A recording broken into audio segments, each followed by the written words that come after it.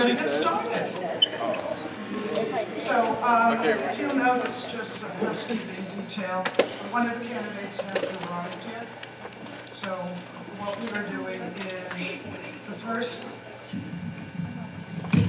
Okay, that's fine. One of the candidates hasn't arrived yet, so we are going to do the receiver of taxes debate first. Then hopefully we'll have two candidates debating for the town clerk. And then the third up will be the town council. I have more questions for them, so at that point we'll gauge our time and be able to go further. So without further ado, I'd like to introduce Ryan Osman of the Student Council. Thank you.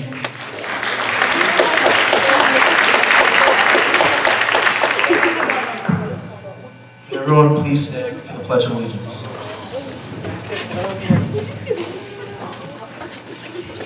I pledge allegiance to the flag of the United States of America and to the republic for which it stands, one nation, under God, indivisible, with liberty and justice for all. Thank you.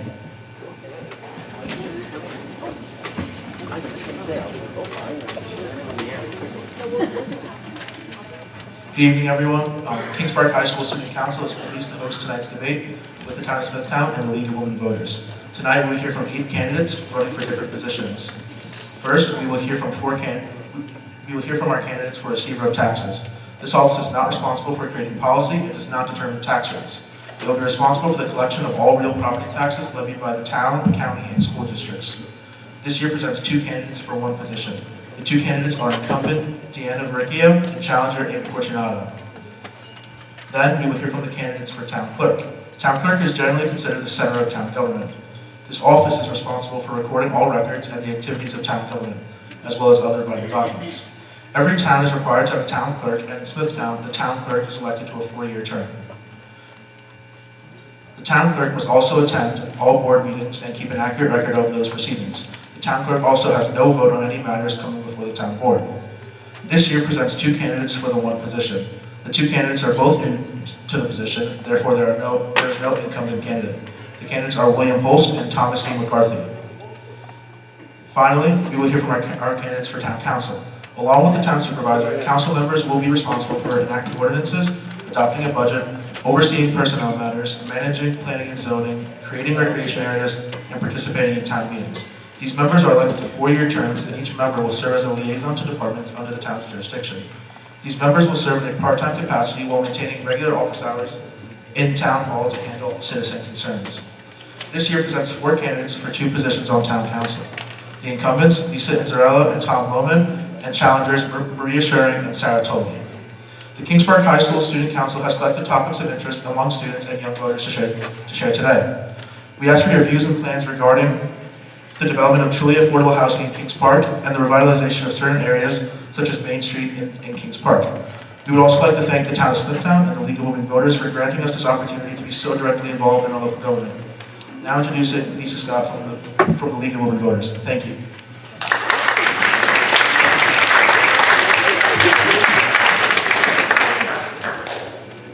Thank you very much, Ryan, and welcome to the candidates. On behalf of the League of Women Voters, we're nonpartisan, neither supporting or opposing candidates or parties. Thank you to all our partners, the students, staff, and administration at Kings Park High School. And thanks to our timer and question vetter seated up front from the League of Women Voters, Karen and Dorothy. Welcome to our candidates, those attending and those participating. If a candidate is running unopposed or has no opponent at a league debate, they are not participating. However, we welcome their presence in the audience. Thus, I'd like to recognize Leslie Kennedy, representing the 12th Suffolk County Legislative District, and Robert Trotter, representing the 13th Suffolk County Legislative District. If they're here, please stand up.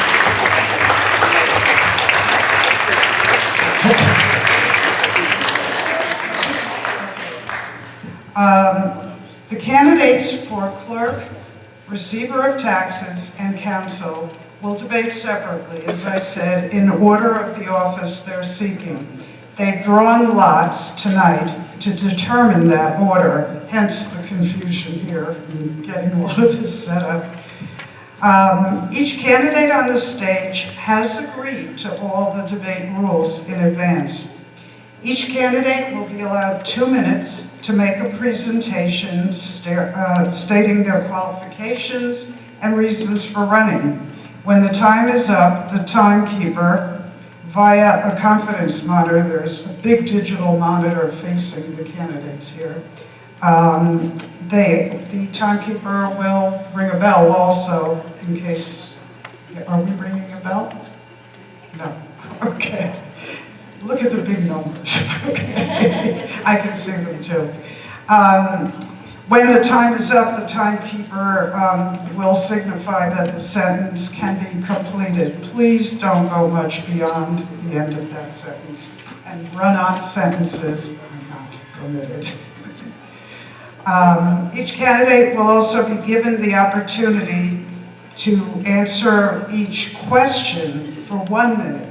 When the time is up, same thing, the time will be indicated and the candidate can finish their sentence.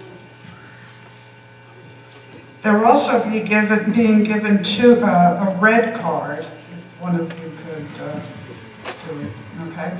And that's a rebuttal card, so they can use a red card twice. That will give them an extra 30 seconds to finish a point, or if they strongly object to something. I usually tell the candidates, you can also, when you have your closing statement, you can get to those points as well, and that you can utilize that any way you want. The questions prepared for tonight came from a variety of sources. We've received more than 30 questions. The student council has index cards and can pass them out. I would recommend that you get your card in within the half hour. Don't wait, and you'll understand when I explain the questions. Questions will be asked of all candidates of that particular office. We prepared questions for the two positions on council, and the clerk and the receiver of taxes. Questions that are derogatory, target a candidate, or are repetitive will be eliminated. Similar questions will be combined so that as many topics as possible will be covered. Audience questions can be submitted, but they'll be reviewed and selected by me. If audience questions are received after a topic is covered, they unfortunately can't be used. The goal is to cover a variety of topics while you're here. No campaign literature or campaign clothing or signage is permitted in the auditorium.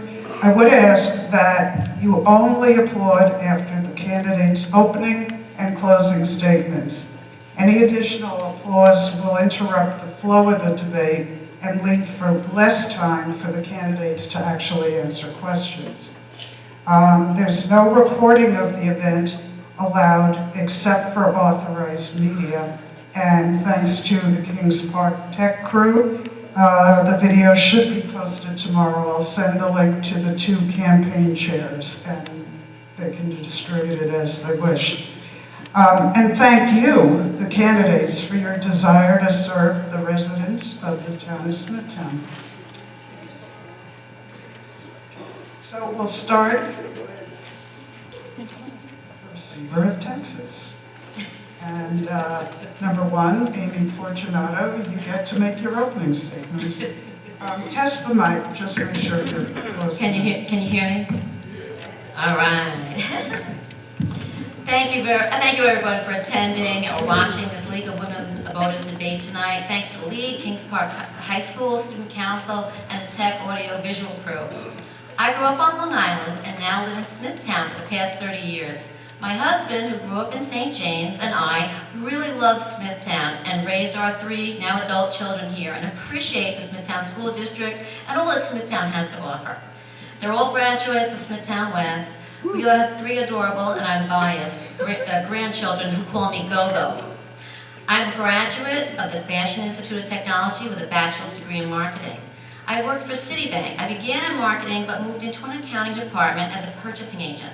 At Citibank, I was required to lock cabinets, put paperwork away, close computer screens as best financial practices, while complying with all banking audit policies. If there was an audit failure or a breach of security protocols, there was appropriate accountability and repercussions. I'm also a graduate of New York Theological Seminary and have been blessed to have worked as the English ministries pastor at a Korean Presbyterian church in Port Washington for more than 10 years. So I jokingly say that I have to answer to a higher authority. I would like to serve our Smithtown taxpayers because I could be a new set of eyes on the department combined with my commitment to our community. It would be an honor and privilege to be voted into the office of Receiver of Taxes. I would do my best to listen and to respond to the concerns and needs of Smithtown's residents. For the good of our community, I would work to ensure that our residents' personal data is protected by cyber insurance and offer the most innovative options and opportunities for paying taxes. Thank you.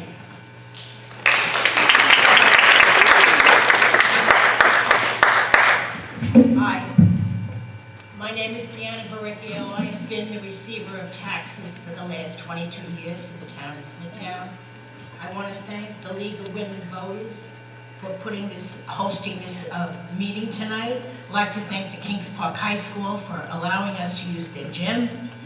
I would also like to thank all of you people who have taken time, I know out of our busy lives, to be here tonight for this. I know that people like you will be the people that will go out and vote for us in November. I've lived in Smithtown over 50 years. I have a son who lives in St. James with his wife. I have 2 grandsons who live in St. James. My daughter works for the town of Smithtown. And I've been the tax receiver for the last 22 years. I thank you so much for all your support.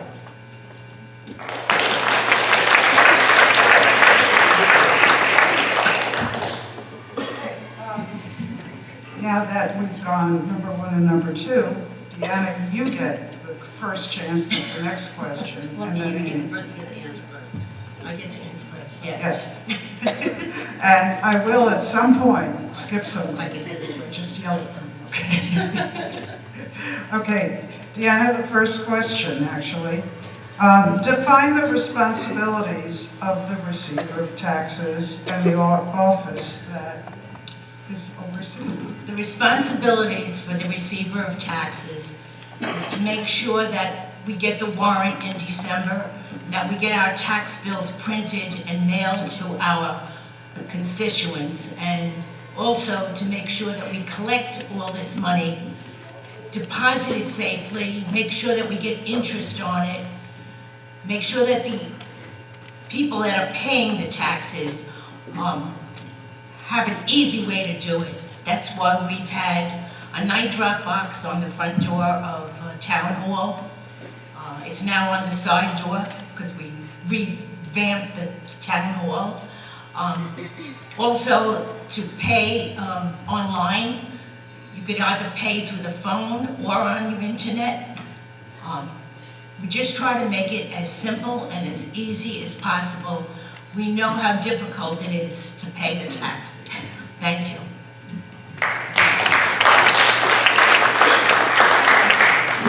Now we're in the question part, so smile but don't clap, okay? Okay, Amy? I couldn't be more grateful that Deanna explained it. All I can say is, and Deanna and I are good friends, we said early on that, you know, it's a learning curve. I have a lot to learn, and I'd be interested and apply myself to all the details and process that goes on with our receiving of taxes. It is not, you know, a job that I'm fully aware of, but I would be glad to learn as much as I can, you know, and do the best job for Smithtown taxpayers. Thank you. Back to Amy first. What are your priorities for introducing enhancements and/or tech advances to your office if you're elected?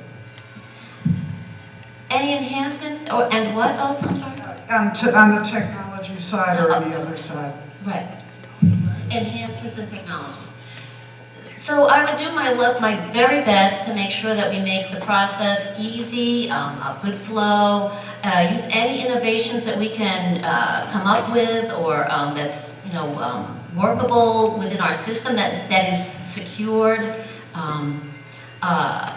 I would just try to make hours even more available to people, and just be as efficient as possible. About 2 years ago, we put in new receipting machines. I remember years ago when I put my check in to get paid for taxes. It took 7 to 10 days for that check to leave my account. I was very happy about that. But today, these new machines, the check goes right in and it's into the bank that night. It makes it simpler to clear the checks, to get the money cleared easier, and to get it to the supervisor so that he can run the town of Smithtown. That's what the taxes go for, besides Suffolk County. And also the night drop is also, and the paying online is a very simple, easy thing.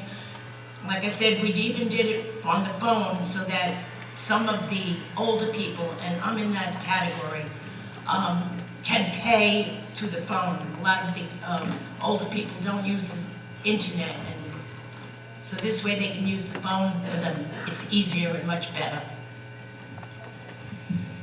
Thank you. And the next question starts with you, Deanna.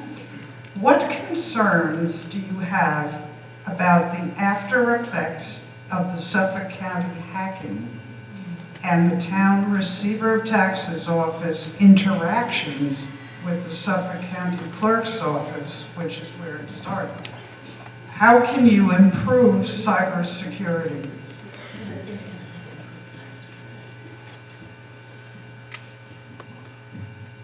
You know, the cybersecurity, and unfortunately it's hitting a lot of towns, it hit Suffolk County.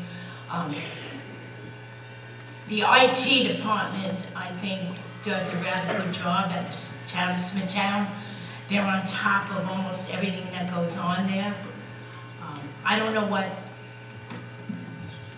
the receiver of taxes could do to improve cybersecurity. It's really not in our function to do that, so. Thank you. Amy?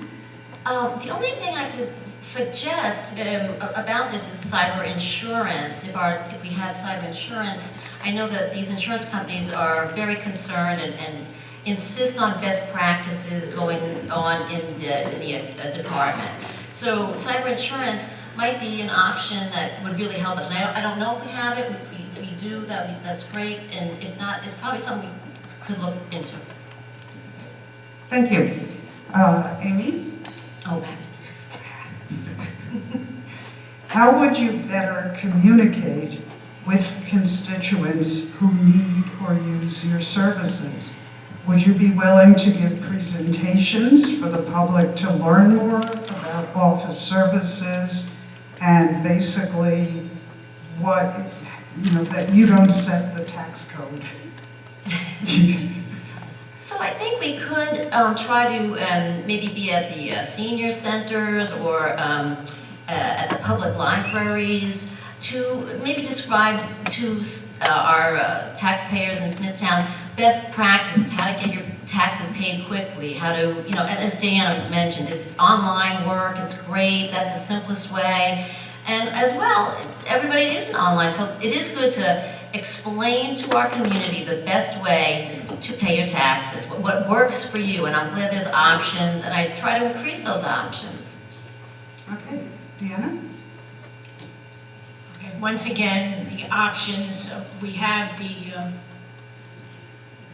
box on the side door right now. It's secure. You can come, you can't sleep at night at 1 in the morning, come and drop your payment in. We're available, and they do. We're available. We open earlier in the morning. We normally stay open half hour later at night. We try to accommodate the taxpayers as much as we can. Like I said again, you can use the telephone to pay your taxes online, which is a very simple process. Okay, thank you. And the last of the questions for you two is, what would you do to reduce the expenses of the Receiver of Taxes office while improving services?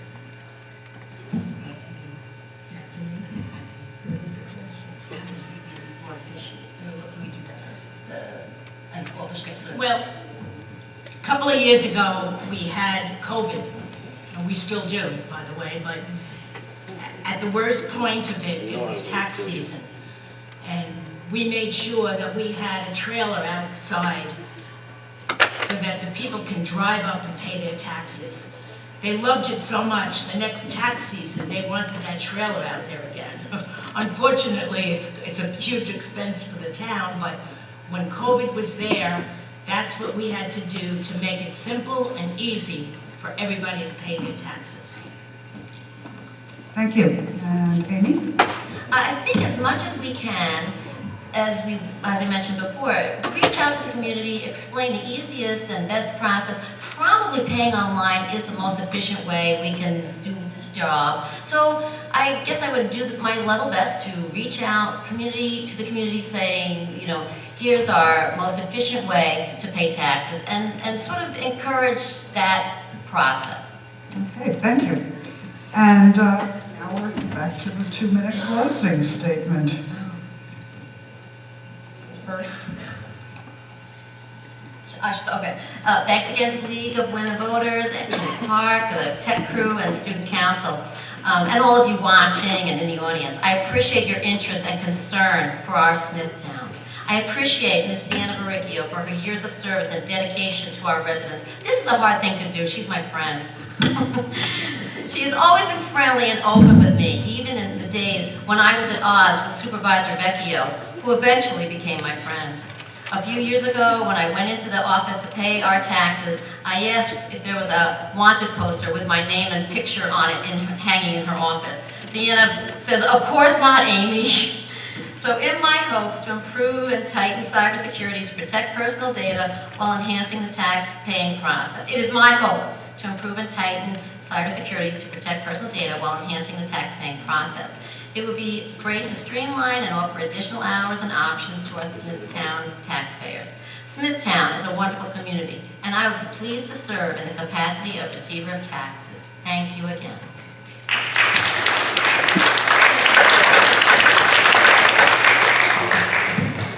I want to thank everybody who came tonight. I know how busy all our lives are, but it's also how important it is to get out and vote, especially in what's happening in this world today.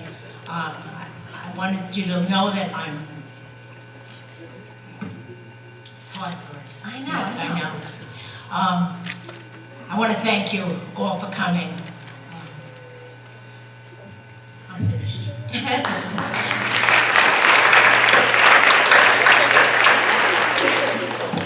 Okay, thank you very much. So next we'll go to the town clerk, and we had drawn lots for order of starting. So Tom will go first. Yeah. Okay. Yeah, so Tom. Tom, Mike. Good evening, everyone. Thank you. Welcome. I'm so glad to see all you folks here. It's an important part of the Come a little democratic process. closer to the mic, or pull it up. How's that? Can you hear me now? I usually have a big Irish booming voice. I apologize. Welcome and thank you for attending tonight. I thank the League of Women Voters for hosting this event. And thank you to Dr. Egan and his staff in this great venue. I am Thomas D. McCarthy, and I'm running for the position of town clerk. Town clerk is about service. My entire career, I've been a vice president, a general manager, a director, and a regional manager. I've worked for the largest multi-million-dollar service enterprises in the country, with an emphasis in investigations and security operations. I've been the director of security for the second largest company headquartered on Long Island, reporting directly to the chief information officer, in addition to protecting our employees we were responsible for a mission-critical data center and a multi-million-dollar inventory of gold, silver, and platinum used in the manufacture of electronic components. Additionally, I worked for the world's largest security company. I was the government liaison representing the company in Albany, New York City, Nassau, and Suffolk. In addition, I ran the Long Island branch, which consisted of 15,000 service hours per week. I was also responsible for the investigations division for the business unit, conducting all corporate investigations along the I-95 corridor. Most of our investigations were the 5 boroughs and New York, and Long Island. As the unpolitician in the race, I believe that my background in business provides me with the skills in general management, administration, finance, and operations that will seamlessly transfer to the duties and responsibilities of the town clerk. During tonight's debate, I hope to expand on my skill set and share with you my vision for the town clerk's office. Again, thank you for taking the time out of your very busy night to be here this evening. Fasten your seatbelts and enjoy the debate.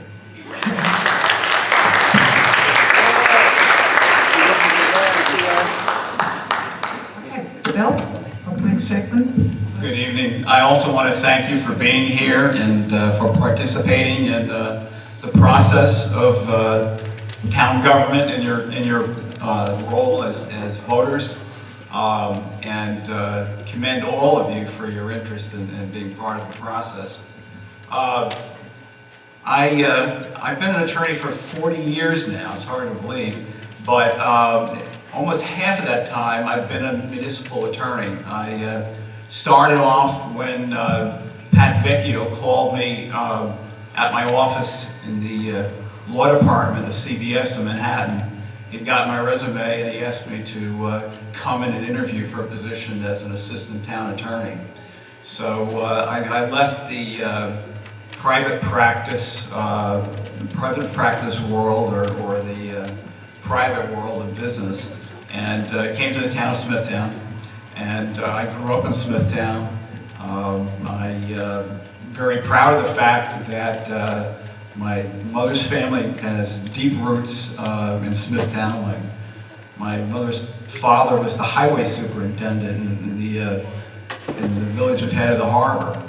And my uncle was also involved in, I think, village and town government too. I think he was a tax assessor at one point.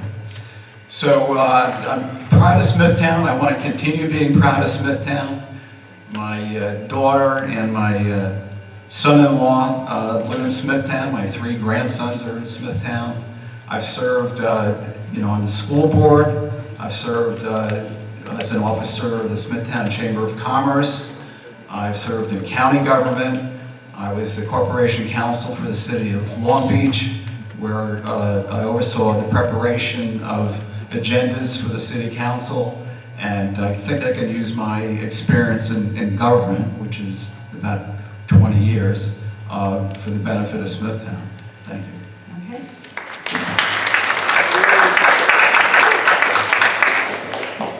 Okay, Bill, you get the first submitted question. Define the responsibilities of the town clerk and the office that's overseen. Well, the town clerk's office is basically the gateway to town government. I mean, it's the office that most people come in and see, and whether or not they ever attend a town board meeting, they often have something that the town clerk can do in terms of making their lives a little bit better. And I think my background in working, especially in county government, as an assistant county attorney and as a Suffolk County legislator, I think I've been involved with just every aspect of county government.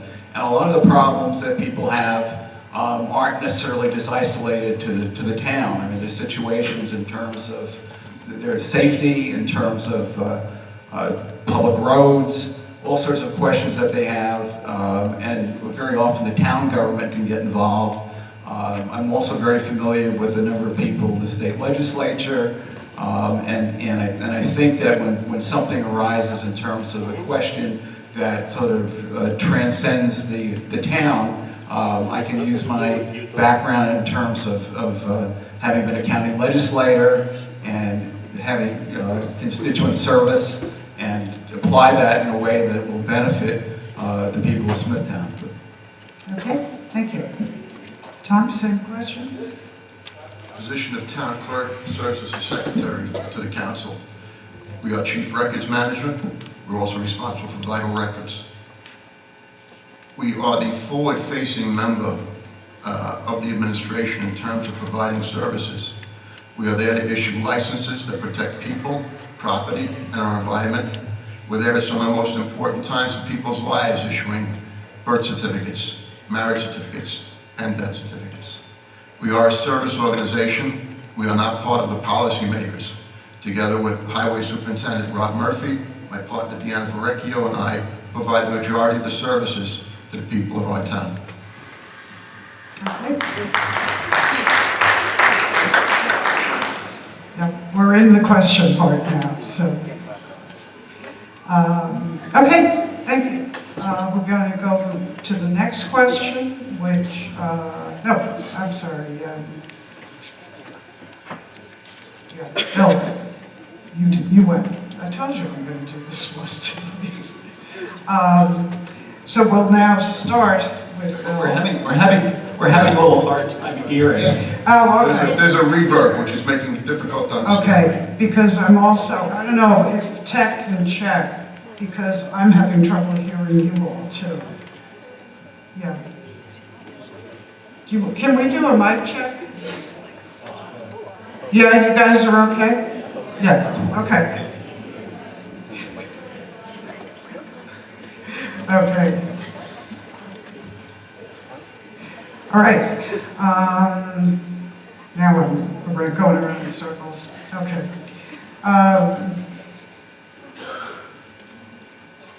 Okay.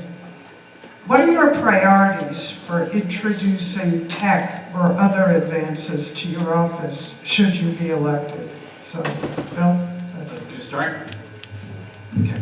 One of the jobs that I've had in county government was the Deputy Commissioner of Consumer Affairs, and that was back a while ago. But when I was the Deputy Commissioner of Consumer Affairs, it hadn't been automated, and I don't hold myself out as being some sort of computer geek or anything, but I was able to oversee the transformation from a system that was just like a manual paper operation to automation. And I think as town clerk, I can ensure that we have two things. Not just cybersecurity, which at the county level I think is pretty basic. I mean, if you have somebody in the county clerk's office that's supposed to be in charge of IT that's putting up people's passwords so that it can be hacked, you have problems. But there's also the issue of the ethics involved in having documents. And as an attorney, I have a responsibility, an ethical responsibility, not just to be proficient with the technical, but also with the ethical retention of documents. okay, thanks. Tom? Could you repeat the question? I couldn't quite understand the middle of it. What are your priorities for introducing tech or other advances to your office should you be elected? We are well on our way to digitizing all the records in the town. We've provided remote access for most of the licenses and the services that people need. If I'm smart, I will partner with the supervisor of town council and just follow all the great work that Vinnie Pulio has done. We have to provide remote access with a keen eye towards cybersecurity, not just because of what happened in the county, but we're in a much more dangerous world than we have been in years. As a security professional, I understand the process and the procedures. I'm not a cybersecurity expert. I'm a non-technical executive. As such, I need to be able to clearly define the needs, the environment in the cyberspace that we occupy in my department, and to interface with the cyber tech team and understand the three pillars of cybersecurity, which are deterrence, detection, and response. Okay, and a follow-on to that, the question is similar to the one for the receiver of taxes. What concerns do you have about those after effects of the Suffolk County hacking, and the town clerk's office interactions with the Suffolk County Clerk's office. The rest of the question is, how can you improve cybersecurity? What I'd like to ask you both then, that's the question, but I think a lot of people don't understand how the pieces fit together. The Suffolk County Clerk's office initially to receiver of taxes, but with the department of the same name, the clerk's office for the town and the clerk's office for the county. How do the pieces fit together? Tom? The interface with any other agency or any other department goes through the portal provided by our IT department. That's our first line of defense. So my concern for what the county does or what the department does is not as important as interfacing with our IT department. Bill? Yeah, I mean, the town clerk's office is not going to have any sort of things done without the IT department of Smithtown. And I think what we learned from the county was, what I said is, you can't leave it to the IT people. And every year as an attorney, or every 2 years, we have to certify that we take, certain courses. And one of the things that lawyers are very concerned about, whether it's, they're in the public sector or the private sector, is who has the controls over things like passwords.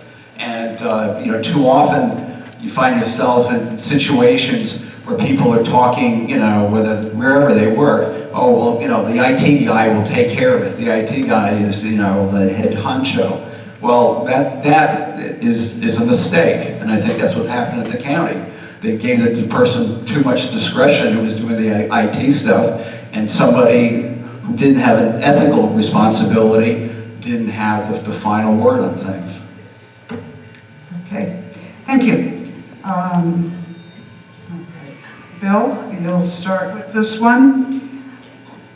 How would you better communicate with constituents who need or use your services? Again, would you be willing to give presentations to the public or use other means to have them learn about the office services? Well, as a Suffolk County legislator, as a deputy commissioner of consumer affairs, as a Suffolk County attorney, I did a lot of presentations, on a variety of different subjects. When I was in the county attorney's office, I was very involved with cases involving vulnerable adults and guardianship cases. And I would go out and lecture in terms of how to protect especially people who are aging and need some sort of assistance and are vulnerable. And I would tend to do that as a town clerk. I mean, to make them aware of what services are available and to assist them in terms of services that may go beyond what the town can provide. And like I said, I think I have a pretty good idea of how government works in Suffolk County and in the state, and even to a certain extent the federal level, and I think that I would be happy to go out and share that information with people. Okay, thank you. Tom?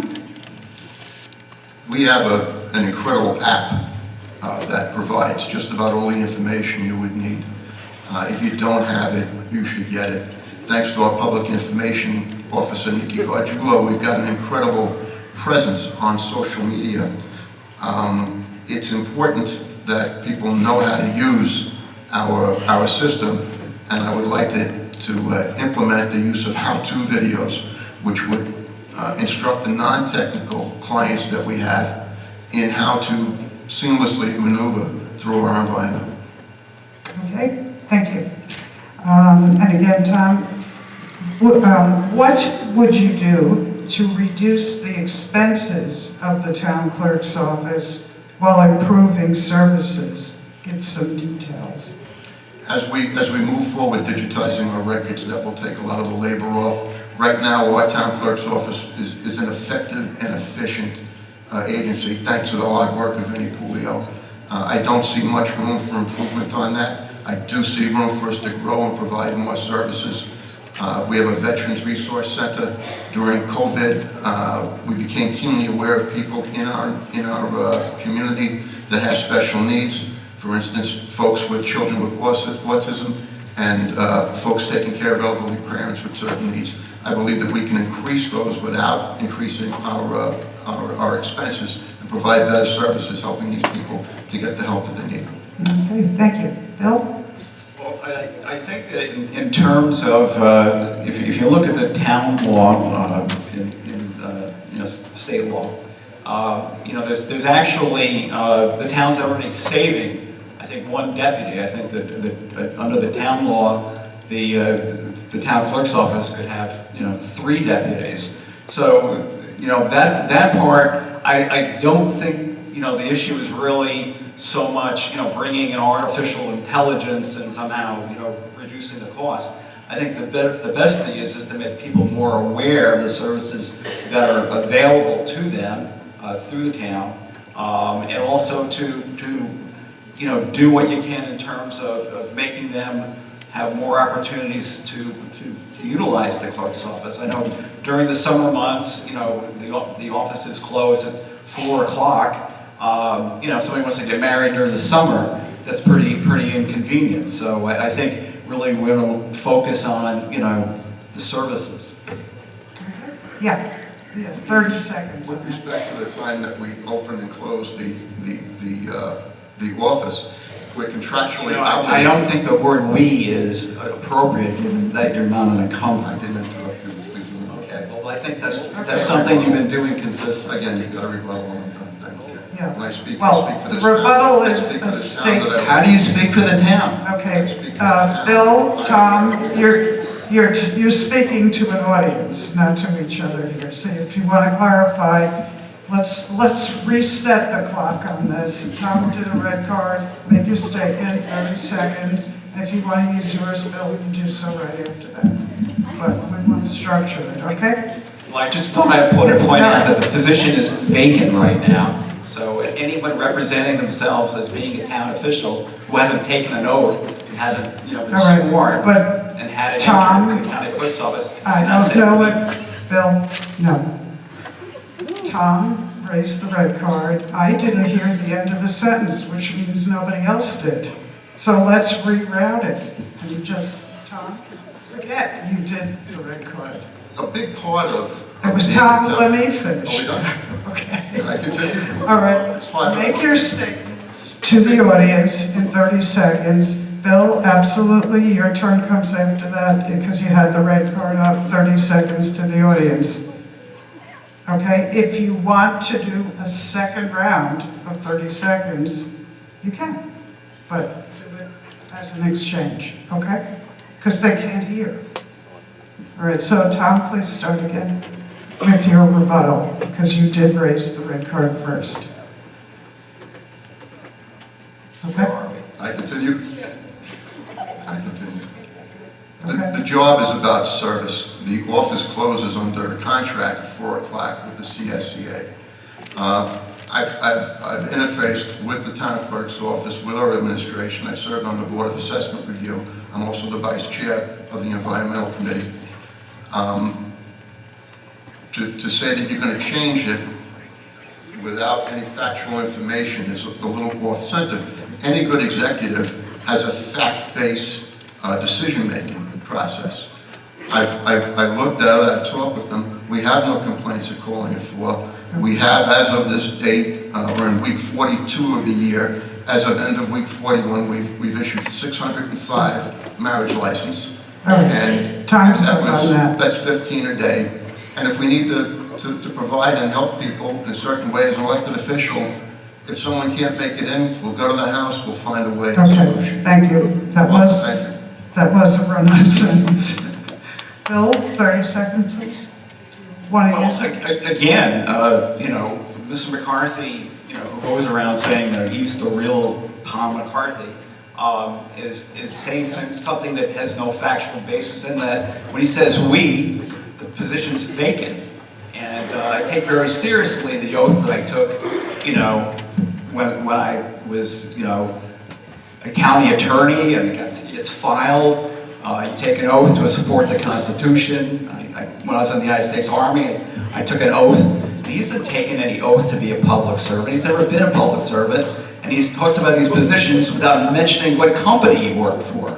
My story is an open book.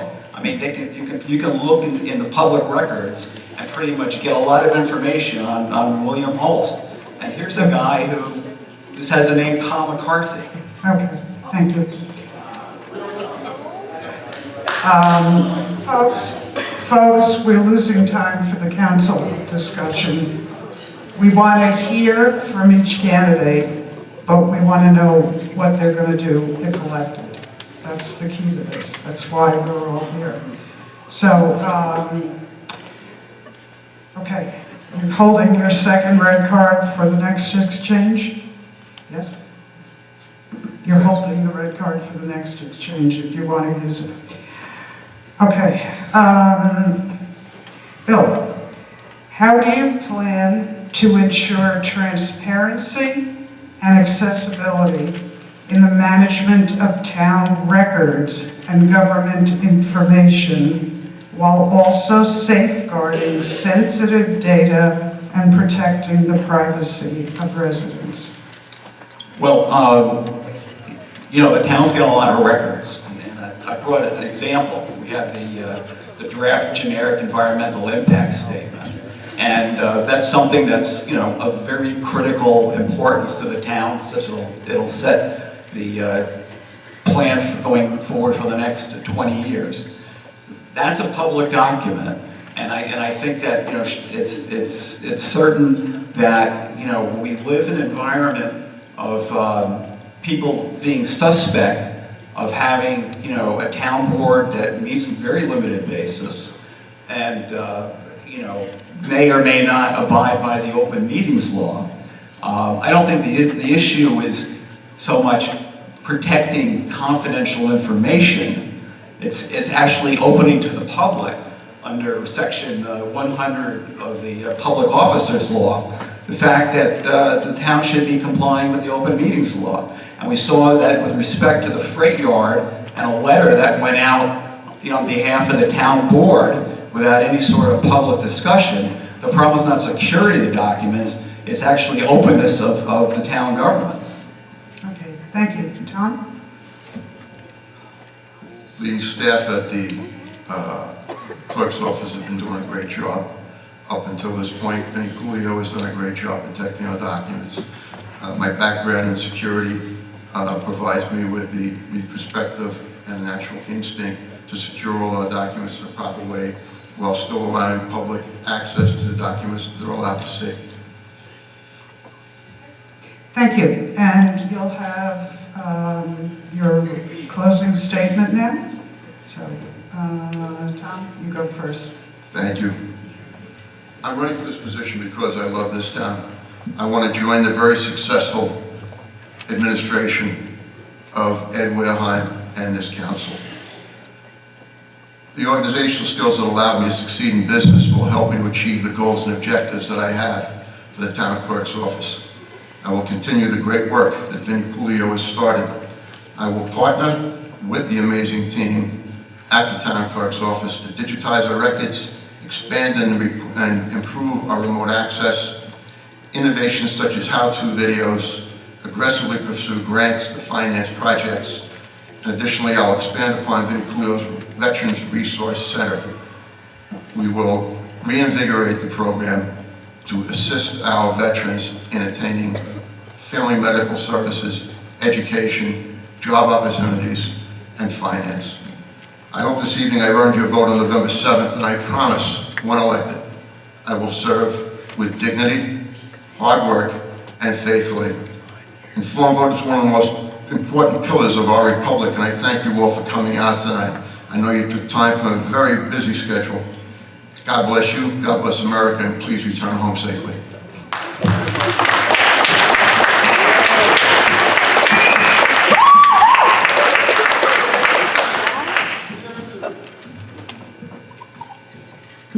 Bill, your closing statement. Well, the position of town clerk is a separately elected position Certainly, the town clerk has to retain all the documents, has to prepare the agendas. As I mentioned, I supervised that when I was in the city of Long Beach. That's part of the governmental job that's articulated in the town law, section 30 in terms of the duties of the town clerk. The duties of the town clerk do not give the town clerk the opportunity to violate ethical and legal matters. And Mr. McCarthy cites, Vinnie Pulio, a gentleman who I know, and I'm, friendly with Vinnie Pulio. But what he did as the town clerk was offensive and unethically. I don't see where he read in the town law that he could deny Pat Vecchio to be town supervisor and actually have to get the governor of the state of New York involved in a local matter. So Mr. McCarthy can have all these deferential remarks to Vinnie Pulio, but what I said before was there's not just a technical duty, but there's also an ethical duty. And the ethical duty as an elected official is to make sure that the open meetings law is applied and upheld, that the things that go through the town offices are legal and ethical. And that is where I think my background in terms of being a municipal attorney in a number of municipalities, I think there's a lot of room for improvement in the town of Smithtown. And on behalf of the taxpayers of Smithtown, I will happily and proudly be the town clerk. Thank you.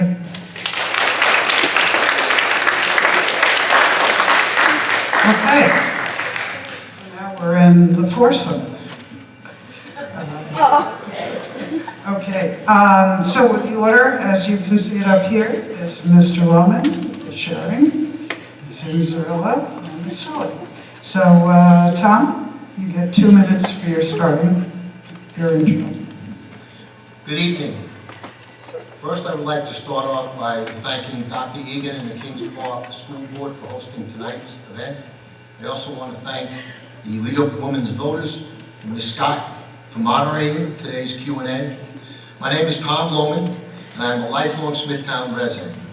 I am married to my wife, Jane. I have 3 adult children, Thomas, Jennifer, Amanda, my daughter-in-law, Christine, and my son-in-law, Cole. I have 5 beautiful grandchildren, Kaylee, Thomas, Casey, Parker, and Morgan. I retired from the New York City Police Department as a detective after a rewarding and a distinguished 20-year career following the events of September 11th.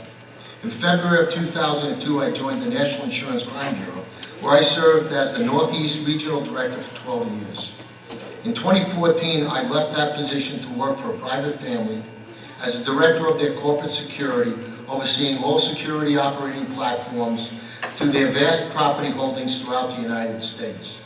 In 2015, I left that position to join the Suffolk County District Attorney's Office, where I was assigned to the Insurance Crimes Bureau. I am happy to say I served with honor and distinction in the DA's office, as well as I did with the NYPD and NICB. I resigned my position from the DA's office when I was appointed as a council member, which was my campaign pledge. This is a full-time job. I am running for another term because I have the drive and the vision and the desire to continue making Smithtown a shining beacon it is. As tonight's Q&A progresses, I hope to have more time to expand upon all that has been completed over these past 6 years, our visions for going forward, and to dispel many, if not all, of the falsities that have been echoed by our opponents. Thank you. Okay.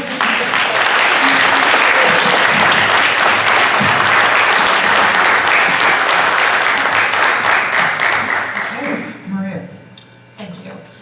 Good evening, everyone, and I want to thank the League of Women Voters for having us and hosting this debate, and also Kings Park High School. Thank you very much, and everyone for attending this evening.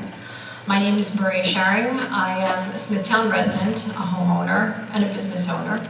I have 3 children, one who is now a junior in college but graduated from the Smithtown schools, and I have 2 boys in Smithtown High School. I have had my own practice. I'm an attorney.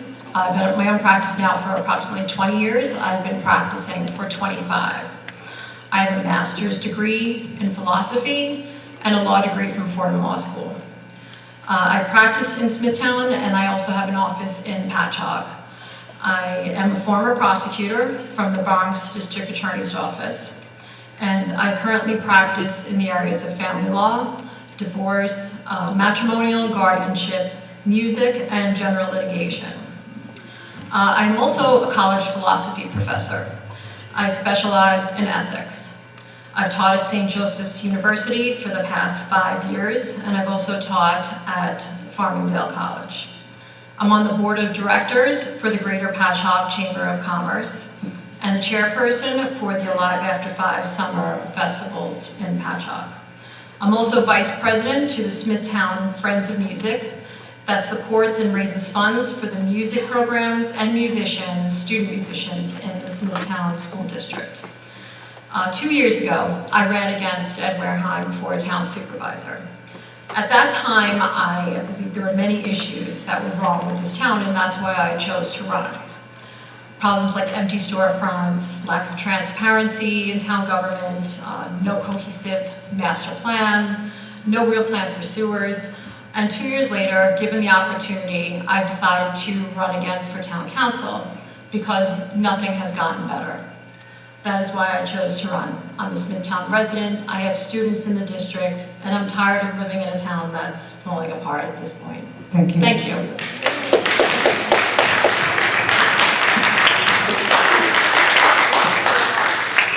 Okay, Ms. Inzarella. Lisa. Well, first, my microphone is way broken. Thank you to the League of Women Voters. Thank you for our superintendent. Can you hear me? Louder.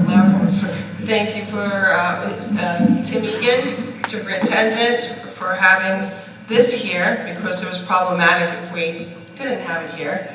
I just want to say good evening, everybody, and I just want to welcome my daughter Marcella that just made it into this audience after cheer practice.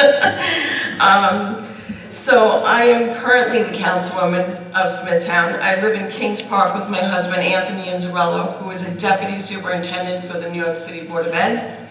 I have a older daughter, Melania, who is in her sophomore year at college, and my daughter Marcella is in her senior year, ready to go to college right now from Kings Park High School. My son is 32 years old, and he is a water research engineer, making sure the treatment of water is safe for all human and living consumption. I'm excited to be here with my colleagues, Councilman Lohman and Deanna Verricchio, a receiver of taxes, and Tom McCarthy, elect for a town clerk. What I enjoy the most is the great teamwork we have under the leadership of Supervisor Ed Wareheim. I am running to maintain the Republican values in Smithtown and to keep Smithtown the place for my families and your families for generations to come. Thank you.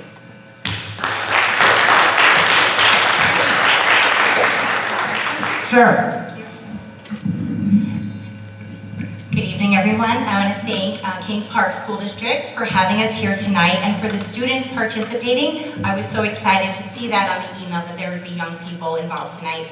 Thank you, League of Women Voters, all of you, and to all my fellow candidates who are here on the stage tonight. The nice thing about going last is I got to hear everything great about you all, so I'm truly honored to be part of this group. I am a lifelong Suffolk County resident. I've been in the township of Smithtown for 15 years. I'm a wife of 12 years to my wonderful husband and mom to 2 5-year-old boys.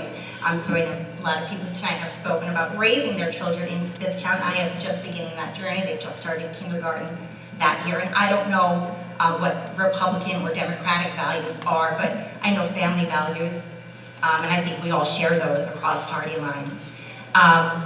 My background is I have 14 years of corporate experience in management, specifically in payroll, tax, and wage compliance, which is pretty wonky, but what I've gained from that experience is agile thinking, problem solving, and a customer focus.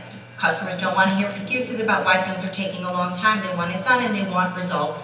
In the context of public service, the customer is you, the resident and the taxpayer. And I am ready to bring you guys those solutions to your pressing matters and concerns. Additionally, I am a trained yoga teacher. And we all know that in yoga, we've heard the phrase namaste. Namaste means I honor the goodness in you, I honor the holy thing in you, the special thing in you. And I think that's something we should keep in mind tonight as we keep our exchanges in good decorum. And also when we leave here tonight as a community of friends and neighbors. Thank you so much. Thank you.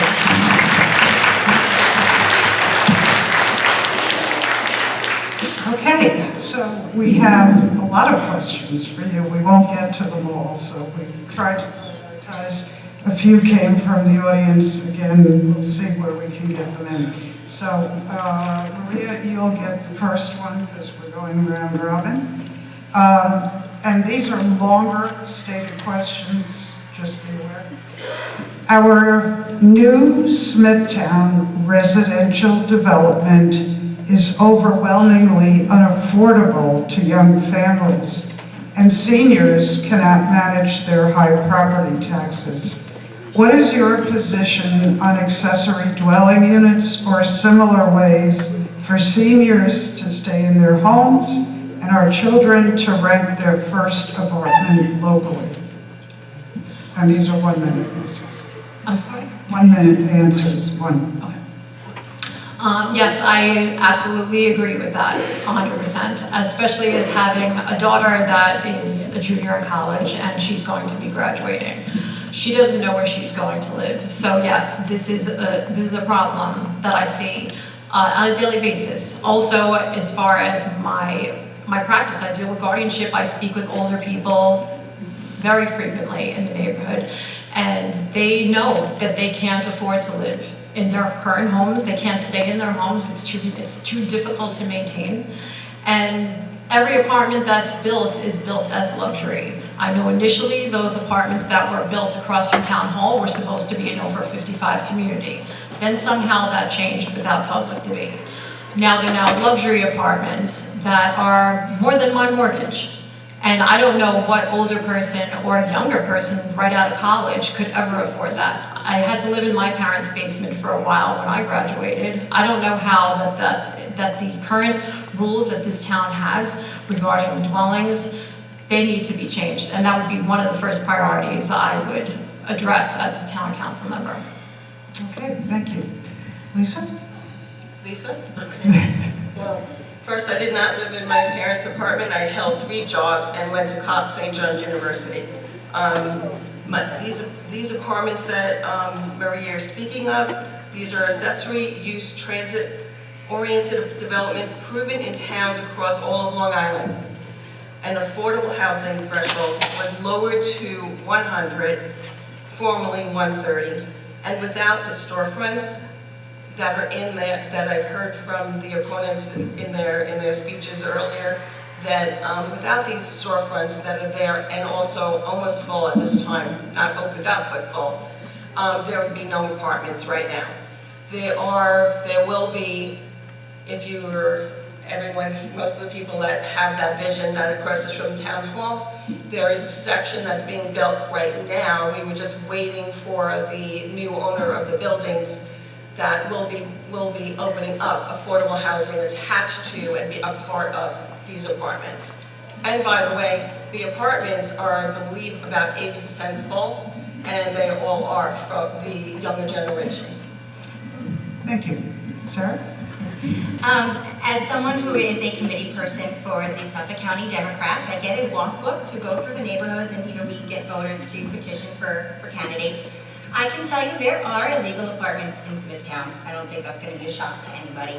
I fully support accessory dwelling units to get people out of these illegal and unsafe apartments and into housing that they can afford. And where you have accessible dwelling units that enable multi-generations of families to occupy the same property, it addresses multiple issues. Right now you have maybe an elderly parent on the property who can assist with childcare, which is another problem that faces young families. And for seniors who often deal with loneliness and isolation, it's helpful for them to share those living spaces. I know seniors have a huge problem when they want to downsize. Oftentimes when they're looking to downsize, the rents and mortgages are more than the current mortgage that they're in, and then they're dealing with the unaffordable taxes. So I think ADUs are great to address all of those issues. Myself, if I'm elected to this town board, I would be the youngest member on the board, and it's my generation that's out there now trying to buy houses in Grace County, so I relate to this issue. Okay, thank you. Tom? Yes, with regards to the cost of living, yes.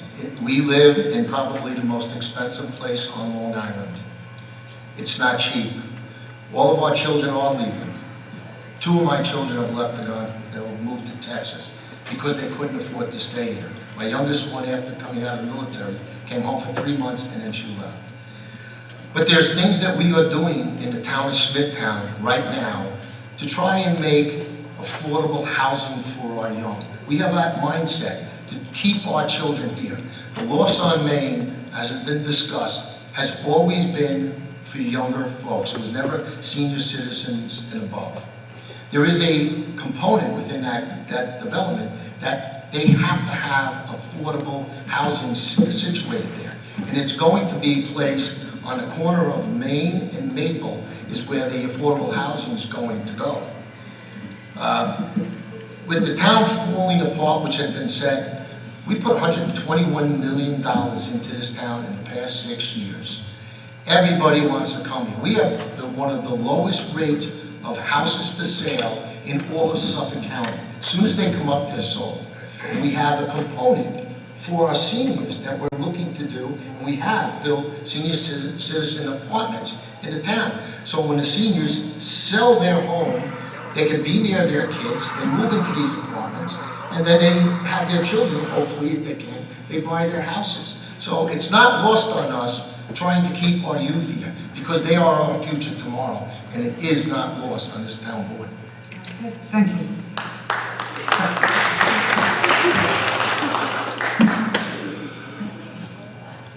Students don't clap, but you guys do. Just listen, please.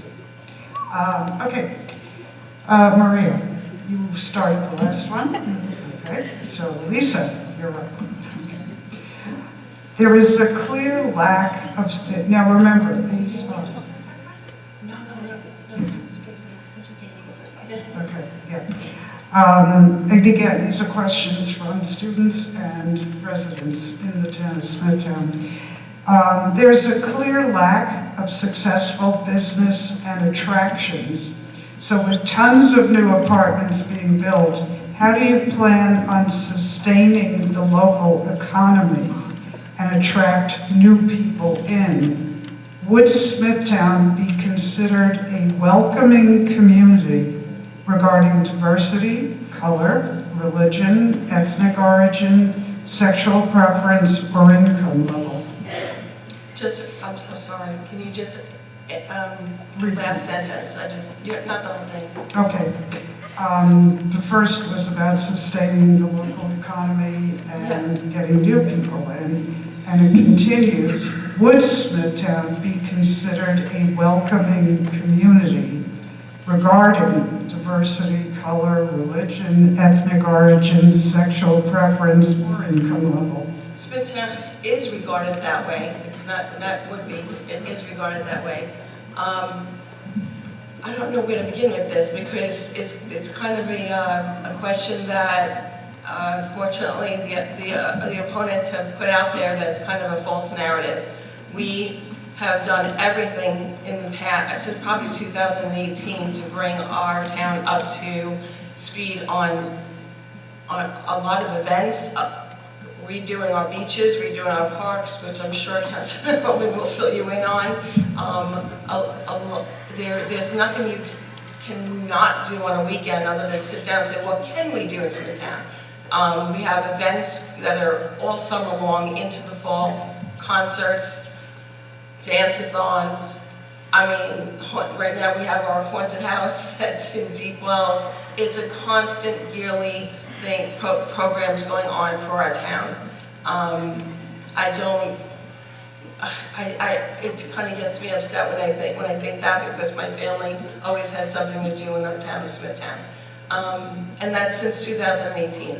We have publicized it on our smartphone app, we publicize it on our webpage, we publicize things in our newspaper.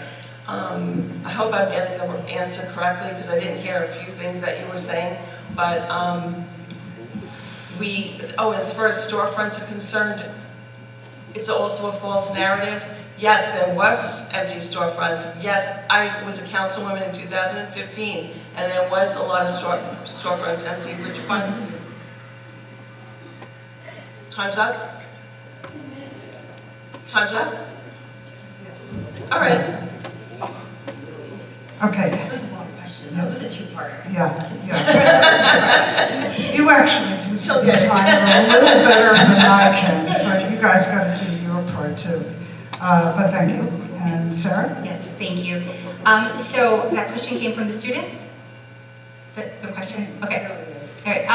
So the first part of that question, asking about with building the new residence, how are we going to bring the economy, bring new things to Smithtown? So when you have younger couples living together before they have kids, they have a lot of disposable income. When you can get those people into your town, you can build a really thriving Main Street, something that's looking like a Patchogue or a Huntington, where you're having a lot of those things to do. I agree with Lisa, the town does do a lot. The town rec department is actually great, and I have younger kids, so there's tons of stuff that they enjoy. For teenagers, I think maybe not as much. Maybe not as much that they like. I actually, when I was first eyeing to run, was reading online a niche. I don't know if you guys have heard of it. It's like a realtor kind of website where they rate towns. And one thing that routinely people were saying about Smithtown, the two things that came up were there's nothing to do and there's no diversity. There's nothing to do and there's no diversity. If we bring the young people, we bring more stuff to do. And there are empty storefronts on Main Street. I have a friend who personally lost everything trying to run a business on Main Street in Smithtown, waiting for sewers to be done. So that's, no, I understand. And as far as diversity, it is an issue that does need to be addressed. People need to feel welcomed here because it is a place for everyone. Thank you so much. Thank you. All right, Tom? All right, so for the first part of that question with the local economy and what we're doing, I think what you see what's going on in this town right now, we are doing that. We are taking blighted areas, we have redeveloped them. We had the old 6th Avenue electronic store on 347 and 25. That's now a Tesla store. We took the the Smithtown concrete facility that was dilapidated and derelict for years. There's CarMaxes moving in there. We are taking these areas and redeveloping them with these developers. And that all brings economic stability and income to the community. We built a beautiful 50 and over community in Comac, and that's on the site of an old dilapidated hotel, or motel it was, where there was a drug overdose every other day. So we are doing those things to do that, to bring those businesses here. And in fact, when you look at what's going on in St. James, we had 33 stores in 2017 that were vacant. I went down yesterday just to see. There's 6 open stores for all of St. James, and there's 12 in the township of Smithtown, not counting the 6 that's in the village of the branch. So we are doing things to maintain and bring business and keep business into this town. Okay, thank you. All right, yeah. Okay, just to address the comments that Lisa had made about my, I guess about the housing issue. I lived in my parents' basement because I went to college for 9 years, and when you go to law school, you have to certify you're not working. So that's the only time I lived in my parents' basement. But as far as me addressing the issues of the town issues, when I talked to Ed Wareheim, we debated this issue 2 years ago. I told him that this town doesn't have anything to attract young people. And he said he didn't want it to be like a Patchogue. Patchogue's thriving. Maybe people don't like the fact that there are lots of restaurants and bars and activities going on, and there's always something to do there, but there is nothing in this town that draws people to, especially young people. If they live here, they go elsewhere on Friday and Saturday nights. And I've had this conversation numerous times with people in this town and in other towns. As far as the diversity, equity, inclusion, social justice, I'm a certified instructor of DEI, SJ, and this town has so far to go. Just the fact that last week, a student in the high school had to file a lawsuit for discrimination against her. We have a long way to go. Okay, thank you. Tom, were you doing a red? Yes, well, let's go to diversity. Where did that incident happen? It happened in the school, number one. Outside the town of Smithtown's purview. We do not have authority for that, number one. I've lived in this town for 66 years. Talk about diversity, I have 2 gay nephews. I love that. They're welcome in our house. There's never been a problem. There's never been anything where, that I know, personally know, that people have been discriminated against based on their race, their religion, their sexual preference, whatever it is. So I don't know where you're going with that. When you look at what the Suffolk County Police Department Hate Crimes Unit puts out, Smithtown in the past year had 9 incidents of hate crime. Most of them, if not all of them, were done in the schools. We don't have authority over that. Sorry. Thank you. Did you wanna- Yes, I actually have personal experience. My son, Maddox, who's right there, is gay. And people don't just tell him in the schools, they tell him in this town when he's out to kill himself. They tell him to just die. That's what they tell him. He has been, and this is in the town, this is not in the schools. So yeah, it's here. Okay, thank you. Sarah, start with you. Yep. How will you push forward and work with the Suffolk County Legislature to get water quality money for items such as Main Street sewers? That's a really good question. So thankfully we were able to receive funds from the county and state to get our sewers done in Kings Park. So hopefully we can work with the legislature going forward on that. I don't understand why they voted against putting a referendum on the ballot for water safety. Why would you not put that out there? Yeah, I don't really know what else to say about that. Thank you. Tom? Yeah, we do work with the county government. We work very closely with the county exec Steve Malone. In fact, he's been very forthcoming with money for sewers to include the project that we're doing in Kings Park, which is already underway. There's $20 million that we received from the state transformative investment program. We put a dry sewer line in St. James. There's now going to be a sewer hookup into Fairfield, and Steve Malone gave us $10 million to help facilitate that. So we do reach out and we work with our county, but we also work with our state. We have to work with our state government, our representatives, Mr. Fitzpatrick, Mr. Matera, because we can't do it on a local level. We don't have the money to do that. And we seek out grants, whatever we can do. This town board in 2017, we hired a grant writer that works with us every day. We're scouring the federal, the state, and the county for grants for funding specific to our aquaflow and our groundwater. Okay. Thank you. Maria?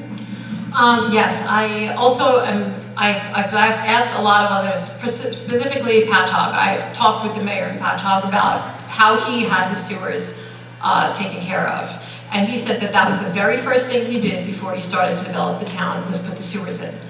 We're working backwards in this town. The master plan, that's going nowhere. It's gone nowhere for years. We don't have, the main street in Smithtown, where's the plan? Okay, we have the money. Do we have the money? Do we have a sewer plan? I know that there was an apartment complex that was being put up that was supposed to be hooked up to a sewer system. That somehow fell out by the wayside, and now they have to use the septic tanks again. I don't know how long that'll be, but that was approved, and they got a tax break based on the fact that they were gonna be hooked up to a sewer system. That tax break is still in existence while they're using but they're using septic tanks.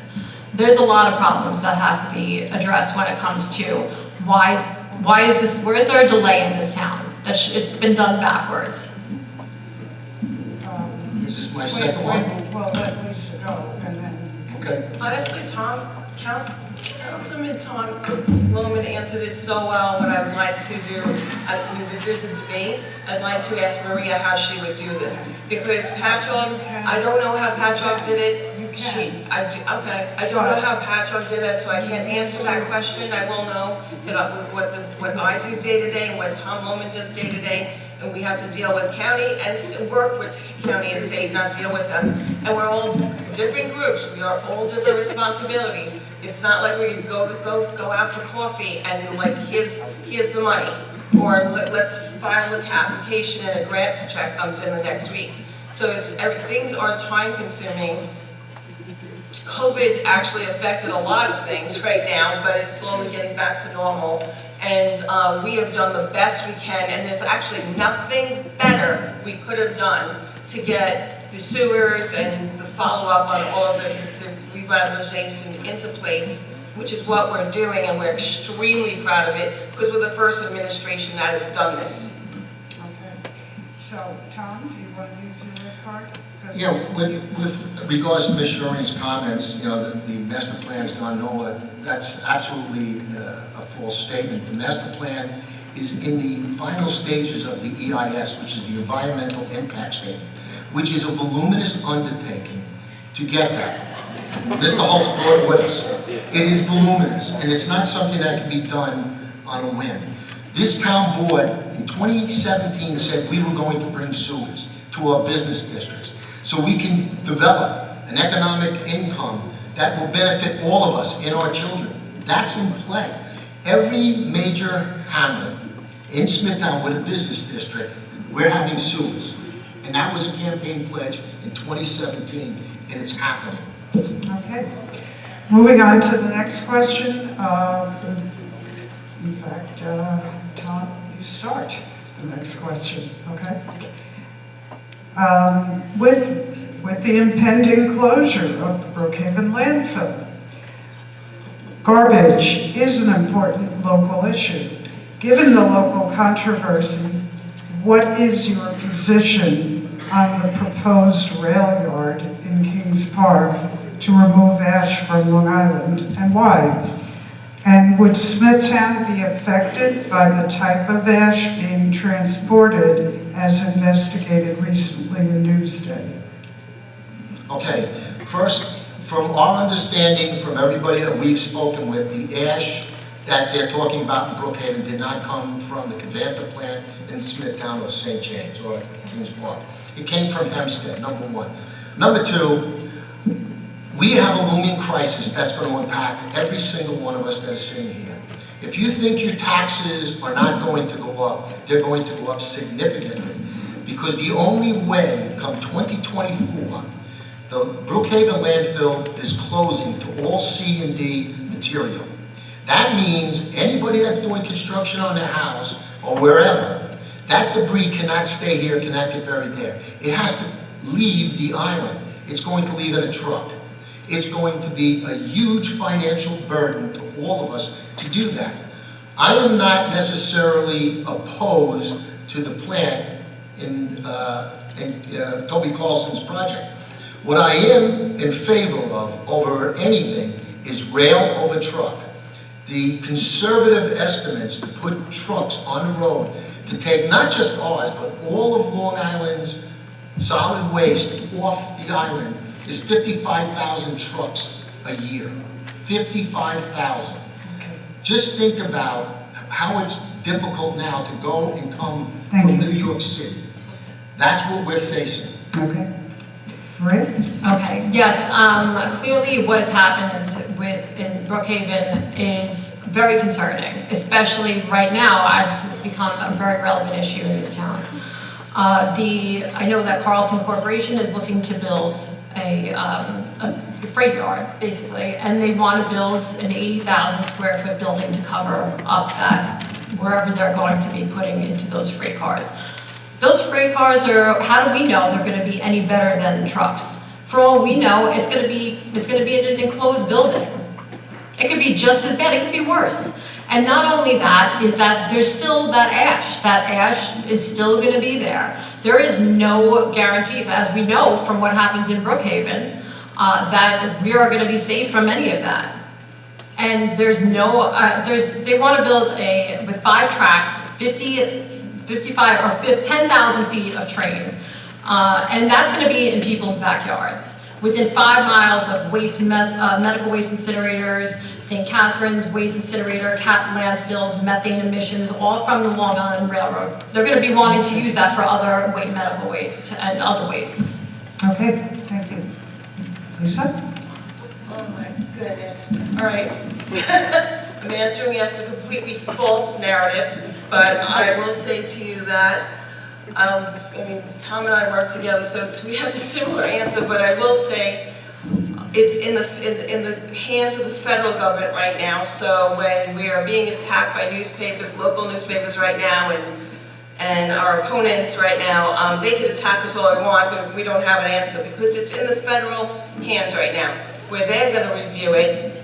And when they decide it's feasible here, it's going to be something that they're going to ask us to work with because it is our town. We do live here as well as all of you, and we are going to make sure that it's going to be the safest plant imaginable. I have seen maybe half a dozen plants because back in 2014 I was in the Civic Association, very interested in these types of facilities and visited them out of state. They do work well. The ash will be on a freight train going overnight, one train going overnight to Pennsylvania and Ohio, and the freight will come back with material that we need. But this is important for everyone to know. The freight will come back with everything we need, with concrete, with cars, with a whole bunch of things. Put it in your quotes. That will not be on the Long Island Expressway anymore. Okay, thank you. All right, you too. So Brookhaven landfill closing sounds to me like a problem for more than just Smithtown. It sounds like a county-wide problem. We spoke earlier about getting money from the county and the state for our sewer project, right? So when we talk about cost savings and how it's going to cost us so much money, I don't see what the difference is of having the county step in for that. And I could get wonky and talk to you guys about a facility the size of 3 football fields. I could talk to you about common carrier obligations and how we don't know what's going to end up on those trains once it's approved by the Surface Board. But here's the clincher for me. That site that's proposed sits on top of a federally designated sole source deep recharge aquifer. That means if there's any breach and chemical contamination, that's getting in my water, in your water, in our kids' water. So for me, it's a no. That's not an attack on anybody, but for my opinion, it's a no. Thank you. Thank you. All right, Maria, this one starts with you. How will the town of Smithtown induce residents to reduce waste, conserve energy, conserve water, and protect the environment? Okay, I actually have experience with this specifically since I did live in the city when I was younger, and we had a program maybe, 25 years ago, where and right now it's even more strict. They literally have 4 or 5 garbage cans where they have one for compost, where they can put compost food products that can be reused for compost. They have one for metal, they have one for glass, they have one, and they're all connected. You could make them connected, you could do something. We have none of that. Even we used to when I first moved here. Now apparently it all just goes into one garbage. They come other days, but if you throw away cardboard, not a big deal. They get fined in New York City for that. That's what should be happening in this town. People should be fined. There should be strict rules about putting certain, papers and metals and cans, things like that need to be recycled. I mean, we have all these plants that we're building, all these plants in Kings Park. Those should be used for recycling. Okay, thank you. Lisa? I didn't hear the question, so the question, that didn't make sense. So the question was about recycling? The question is, how will the town of Smithtown induce induce residents to reduce waste, conserve energy, conserve water, and protect the environment. To protect the environment. Okay, so now I understand the question, or answers. But yes, I don't understand. I guess Maria does do all her recycling well, and that's why she's not getting a ticket anywhere. So there are some incentives do happen. There are rules in place for the town of Smithtown, and there is recycling that's going on. So I don't know how further along I can answer this question, but the town is doing everything possible regarding recycling. We actually have recycling for glass depots, or for lack of words, I don't know the right word right now, that you could go to our town hall and to other places for glass recycling, because right now it's not our problem in the town, it's a problem. And you could be recycling everything, because I recycle. I don't understand the question, I don't understand why it's a problem. Okay, thank you. Sarah? We're huge recyclers in my family. I don't know when we're going to get our glass pickup back. We lost, I think it was 2 or 3 years ago, and they were looking for a new provider, and that never came back online, so I'd like to see that happen. Another thing that I think would be great, we know Smithtown has a lot of traffic problems. We're a very old town that has grown a lot. It might be nice to see if we put up some those e-bike stations in the main streets of our little hamlets, maybe by our library, so people can kind of zip around on bikes. It's great for physical fitness, and it's great for reducing carbon emissions. Other than that, looking towards the summer, as we're facing, a coming climate change, we've seen our summers getting hotter and drier. We might have to consider in the future putting some time limits on lawn watering and, automatic sprinklers. Okay, with regards to what can we do, the town of Smithtown was one of the first in Suffolk County to partner up with the Smithtown School District on a STEMS program. And I think when you talk about how we can start reducing our solid waste, it starts with education, and it starts with our children and learning the ability to recycle their material. We have multiple locations throughout the town where you can throw your glass. We do recycle. We don't have a single stream garbage pickup anymore. We have 1 day for solid waste, 1 day for glass and cans, and 1 day for cardboard. The same thing that rolls out into our commercial district.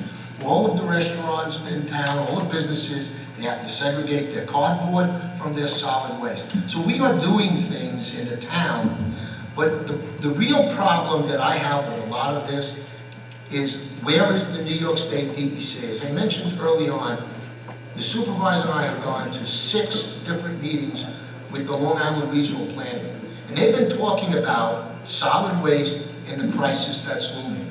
In 6 years, now these are all smart, well-to-do people. In all that time, I've never heard one person give a solution. And folks, it can't start on the town level. It's got to start at the higher levels of government, to include the federal government, to the state and the county. Thank you. Yes, Sarah. Yeah, Tom, I want to respectfully disagree with you there. I think it does have to start at home, because we're more invested here. It's going to take a big lift to get people to change their habits, but they're going to see more impacts in the town that's right in front of them, and they're going to see trickling down from the federal level. I think if we want to inspire change, we need courageous leadership to inspire it at home. Thank you. Okay, thank you. All right, next question goes to, let's see, Ms. Sherry? No. I just answered the last one, so I think. Yeah. I'm just thinking. Do you think our main streets are successful and safe? This is a long question. If not, what would you do to change that? How do you plan to improve safe walking and non-car transportation across Smithtown? What are some ideas you have to improve traffic conditions and prevent congestion? So the question is all about... Are you asking me for safe walking in our main streets? Is that what you're asking? Well, not just Main Street. Oh, no, the question is, It's about... Because I can't hear it that well, it's why. Okay, how do you plan to improve safe walking and non-car transportation across Smithtown. In other words, bicycles, walking, any way for people other than cars to get around. What can the town do to make the streets safe enough that people can do that? Well, what has the town done and will continue to do? It's not something you could just snap on, but we have bicycle routes that are all along many parts of our town and hamlets. But, you know, it's not an easy fix where you can just continue along. You got to figure it out so for everybody to be safe. And that, as far as bicycles are concerned, walkways, on our main streets, we have sidewalks. I'm not clear on that concern of that question. That's come to us. I live in Kings Park, so I actually understand a little bit of that in the sidewalk area, but that's going to be part of the Kings Park revitalization, and we can't really work on that until the roads are completed. And so there is a plan in place that if, I'm trying to remember if this was one of the schools, if we visit this school with the planning department, I'm trying to remember, but we had hundreds of people come that live here to help design and have ideas for our safe streets and walkways in Kings Park, and I know in other hamlets we did as well. Thank you. Sarah? So I live in St. James, and for us, in our back streets are extremely narrow, and there's no sidewalks in many of them, so it is concerning, especially for kids who are out and about on their bicycles. But in some areas the town has put in more crosswalks with the flashing crossing lights. I think those are great. I would like to see those proliferated throughout. I know that we've worked with the school board. It's not, our purview, but we've worked with the school board in partnership on other things. If we could teach bike safety to these kids, I don't know how many of you have experienced this when they want to play chicken with you, or they've got no helmet on and they're tapping a wheelie. That's something that I've noticed that I get so scared for them. So I think that would be something to consider, just education for the public as well. And in intersections that are known to be problematic, maybe getting traffic studies and adjusting timing of lights, again, having those flashing crosswalks so we can alert for pedestrians. And, police presence is always a great thing. It makes people pay more attention, it keeps them off the cell phones and keeps them from distracted driving. Okay, thank you. Let's let everybody have a first chance. Already. You. One of the things that's in this voluminous book right here is a component that deals with bike paths and having safe walking for our community, for our residents. The big problem here in Smithtown, in 1960, this town had 50,347 residents. In 1970, we went from 50,000 to 114,657, based on the census data. Our roads are not designed to handle what we have here today. In 10 years, we put 127% more people here. There was no real vision back then. There was none. And I'm going to point to that. That's one of the things that we ran on, is to have a comprehensive master plan that is a blueprint for this town and the future leaders of this town to guide us into the future. We need to do things to make it safe. There is a component for safe biking. Unfortunately, we have done with crosswalks, RFBs, we did it in St. James, it's being done now in Kings Park with the complete makeover there. But a lot of this stuff, unfortunately, it's just cost prohibitive. You just can't put sidewalks in all over the place. Number one. Number two, you're talking about doing easements, taking property away to do that. We don't have the means to do that. Okay, thank you. Thank you. The main bike path that I've noticed is on 347, which is not something that the town has done. But I think in the interim, just a month ago, a girl running with her brothers was struck and killed by a car. And her brothers were injured as well. There definitely is a problem. I know even with my sons, I tell them, wear something bright. The police actually in the precinct started giving away reflective vests for people who want them. I think that's very important. I tell my sons, hold one of those blinking dog collars if you have to. Until then, I think on some of the major roads, especially the ones we know, like Maple Avenue, where kids are, maybe as simple as painting a line where there is a bike path and making that a visible spot. So the drivers won't go on that until we can figure out whatever that master plan and it gets implemented and tries to protect our pedestrians. Okay, thank you. Lisa, did you want to use 30 seconds? Just quickly, because the councilman answered most of what I was about to say, but I just want to make everyone understand the expense of, and I implemented 2 of those crosswalks in Kings Park, the one that crosses to the church to RJO, and then there's another one by the Key Food Shopping Center that crosses over, I believe, what is that church? Meadow Road to the shopping center where Rite Aid is. So those were put in place, but they cost anywhere between $50,000 and up. This is money going that we don't want to spend and put to your tax money. So it's not like, and we were lucky enough we did that with those. We had extra, we had grant money and we had actually donations of some of the material from other towns. So it's not as easy as Sarah may think it is. You can't just like boom, and because we would keep doing that. First of all, you also have residents that don't want them there. So they're going to be like, no, you already have one here, but I don't want that there. All right, thank you. Sarah, you get the next question? Okay. And we're winding down now, so a few softballs here. What do you consider the biggest challenge that Smithtown Town Council will face next year? In the next year? Yeah.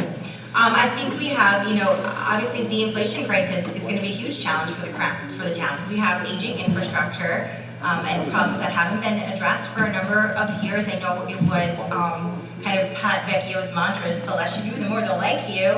And he was a great guy and worked bipartisanly. And unfortunately, we've got a lot of work to do, and now it's become very expensive to do that. So I think we're going to have to get creative about providing services to our residents that they, have come to expect. Bring our parks up to date. I know we just did the big reno on Flynn Park. We've done a lot of work on the ball fields. My husband's a T-ball coach. They're great. But a lot of the actual playground equipment in a lot of the parks is outdated. I know like on Gaynor, it's new, but you get like a static shock every time you touch it. The spray parks, my parents are in town about them, their spray parks are amazing. Ours do not compare. So we have some things to spend on, and we're going to have to get creative in how we account for that. Okay, thank you. Mr. Tom? What was the question? Yeah, I didn't hear the question either. What do you consider the biggest challenge the town council will face next year? Well, there's quite a few. How much And time I do you say have? this in all sincerity. The first thing is to finalize the comp plan, and that's predicated on the EIS. But the issues that's coming down the road with solid waste, that really is bothersome to me. And as I said earlier, there is no one person that is coming up with solutions how to deal with that. And every single one of us that are property owners that live here, you're going to see a significant increase in your solid waste budget line in your taxes. Finding a funding source for sewers, we're working on that. We've been successful to some extent. But in order to finish, say, Smithtown now, St. James is done, just about done. Kings Park is done with the money's there. We're going to need about $70 million to do Smithtown. And we're trying to hit all of the points with the federal government, the state, to try and get monies for that. And then the other thing is managing and putting a structurally sound budget together and staying under the cap. We're having a very difficult time because we don't get any state aid through unfunded mandates. And with contractual responsibilities and obligations, pension contributions and health care, which by the way, is $38,000 an employee for health care for a family plan. So those are looming problems that we have to deal with every year. And thank you. I have to agree. I think that one of the main problems is trying to implement this master plan. That's just, it's been taking a very long time, clearly. Also, I think that a lot of this has to do with the fact that even myself, as just a resident of Smithtown, we don't know enough information. It's very difficult for us to get information. The town is not that transparent. There is not open board meetings, meaning open discussions that we can sit through as there is in other towns, where the actual town council members discuss these issues amongst themselves. We don't see that. It doesn't happen in this town because everything's pretty much rubber stamped. As far as there's other issues too. I mean, we're talking about pension. The town workers, the town union workers don't even have a contract. They're going on almost a year with no contract. That should be a priority, is taking care of our town workers. So those are just a couple of the ones, aside from the ones that we have been talking about this evening. Lisa? I just don't know where to go when I'm speaking right after somebody who just is not here in this town or researching what's going on here. It's just very upsetting, the fake narrative that most of you are getting, and I know that, well, I should say some of you are getting, and most of you understand and research it on your own and know the truth. But I will say to you that for me, the solid waste is a very big issue, and I do want to understand it just like everybody else and what is going to be the best for our town and the safest for our town. So we did speak about it earlier, and I just wanted to reiterate the estimated 55,000 tractor trailers that will come in Long Island Expressway and cipher off into different towns. I have no idea how anyone could find that environmentally healthy for those to be doing that on a daily basis, coming out, and also the traffic. So I know everybody doesn't like traffic, and the traffic, and that's a very large issue for me. And yeah, that's it. Okay. Maria, you want to use your... Yes, I do. Okay. I just want to address... Hold on one second. Oh, did somebody else? We'll have one. Oh, after? Okay. One question after this, one question after this, and then we're going to go to the final close. Okay. And not everybody has used their red card, or you may have used it up. Figure that you can use yours now, but what we want to do is have you address the important points in your close. Okay, so remember, that's a longer period of time, but if you have something now, by all means. Well, as far as I'm not sure what Lisa's saying that I was incorrect. If it was because I don't get proper communication from the town. But the union workers came up to us, myself and Sarah, at St. James Day and told us what was going on. And they told us they don't have a contract, and it was in the Smithtown News. So if you read the newspaper, if you read it on last weekend, you would know that. So that is exactly where I got my information from. Okay, and you've already used yours, so you're going to have to use part of your 2 minutes at the end if you want to speak to this issue. I can't do this now? Not what? Okay. Yeah. I'm good. Yeah, I'm trying to move along too at the same time. So the last question for all of you is, Tom, you'll start. Okay. Today's young people are more aware of the challenges they'll face as adults. What will you do to understand their priorities and give them a seat at the table? Well, I think anybody can come to town hall and speak to me. As I mentioned earlier, I'm there every single day. It's a full-time position. I have children and grandchildren. And I think the biggest component out of dealing with my kids is to listen. So I'm going to bring an open mindset to listen to what they have, and I will use my life experiences to help guide them and recognize what they're going through and try and guide them to the best of my ability. Okay, thank you. Maria? Yes, this is actually, I feel like I've been doing this. My son Maddox is actually, he started the Smithtown Young Democrats. So he brings young people in, he works with them, he's the president of his class. I frequently talk to him, I talk to his friends, they came up to our tables at all the events, and I discuss with them their issues, and they're very different from the adults in this town. They're very different from their own parents.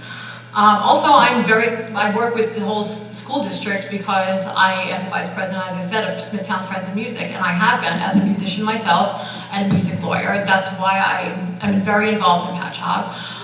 because they do have music festivals there that they don't have here.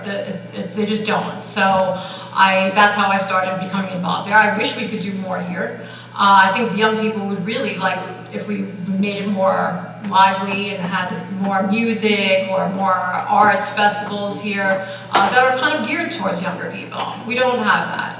And I know that's something that they've discussed with me in the past. I've talked to the district, some of the teachers that are in the district because I work closely with them.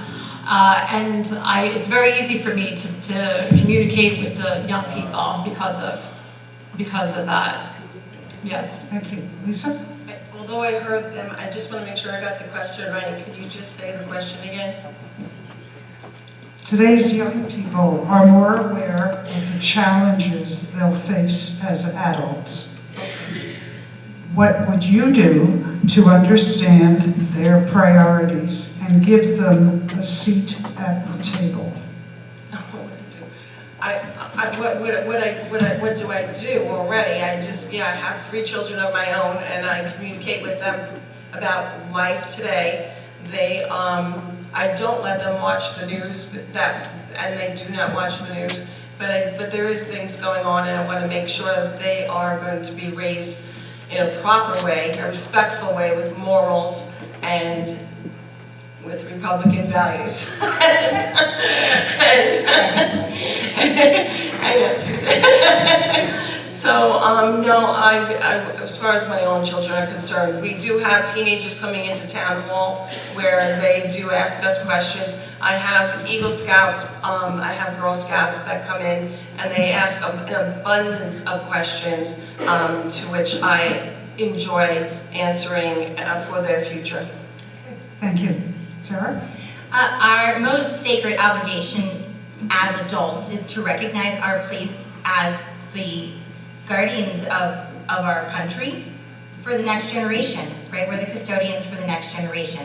Like I said in my opening statement, I was so excited to know that there were young people participating tonight. I myself am a millennial, elder, but still millennial accounts. In my career, my team that I managed, I was very lucky to manage a vibrant team of Gen Z individuals. I love working with younger generations. They bring such fresh perspective and new ideas, and in their eyes, anything is possible. And I think that's so good, and we can learn from them. Be really happy to bring them in, to be involved in the town with issues that matter to them, and to work with our already existing Smithtown Youth Bureau.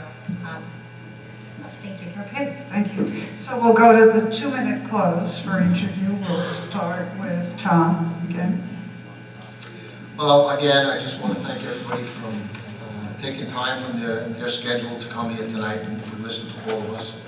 Hopefully you would take away some things that you didn't know about or didn't think about, and it helps you come November 7th when you go to the polling location.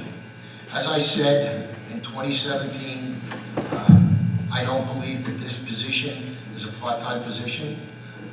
It's a full-time position. We have 116,000 residents here.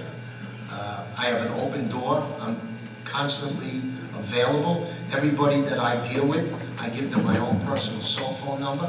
So I'm reachable. There should never be a time that you can't get in touch with me. I'm also concerned, as I said earlier, what we're going to do as we go forward. As Ms. Schuring just mentioned, there wasn't a contract, but there is a contract. There's an MOA in place with the CSEA employees, and I believe it is a fair, honest contract for our employees, which as a union member, I always want to make sure we take care of our employees, which I believe this contract's going to do. They're going to be meeting on Thursday, hopefully to ratify that contract. But there's looming problems even within that and how we're going to manage it, doing the budget. We put $121 million into our parks, beaches, and our infrastructure. We're about 80% done with our parks and beaches, but we haven't even touched a lot of our buildings, our own infrastructure. And they've been around from the early 1900s, so there's going to be a huge outlay of monies to deal with that. And we have to do that. And we're putting a lot of money in now, this coming 2024. We're going to be doing work at the senior center because I am a senior. I think it's important that we have these services for for our elder community, and that's one of the things that's on the agenda to be done this year. And in closing, I just want to say, we're here, all as Smithtown residents. We want to see the best in this town, and hopefully you take, like I said, away from this, you identify people that you believe you could put your trust in to do the job. And after that, have a great night and safe home.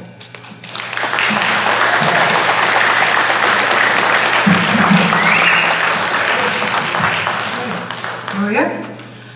Again, I just want to thank the League of Women Voters and Kings Park High School, the students that helped out collecting the cards and everything, and thank you for everybody for attending this evening. And I don't have a very long closing statement. I just want to thank everybody again, and I think that myself and Sarah have made it clear that as town council, we wouldn't be rubber stamps. We would be, we let this current board go unchecked for too long. 5-0, it doesn't work. We need some checks and balances. We need some transparency as to what's going on in this government. We need to pull back the curtain and find out. It's time to bring this transparency back. It's time to get our town workers a contract. I mean, they've been since December without one. It's time to get sewers. It's time to get that master plan approved. It's time to get bright businesses in our empty storefronts. And it's time to, as I said, bring checks and balances. And I believe that we need some diversity in our town council.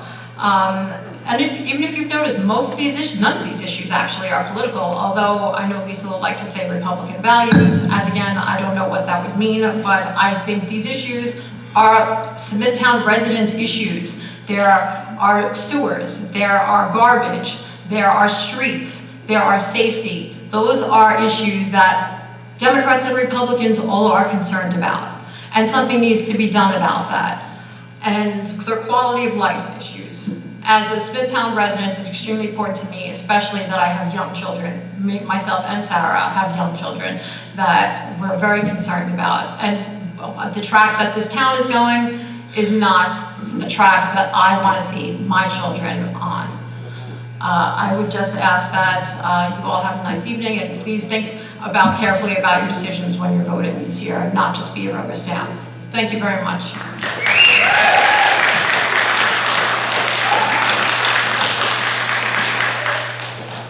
Lisa?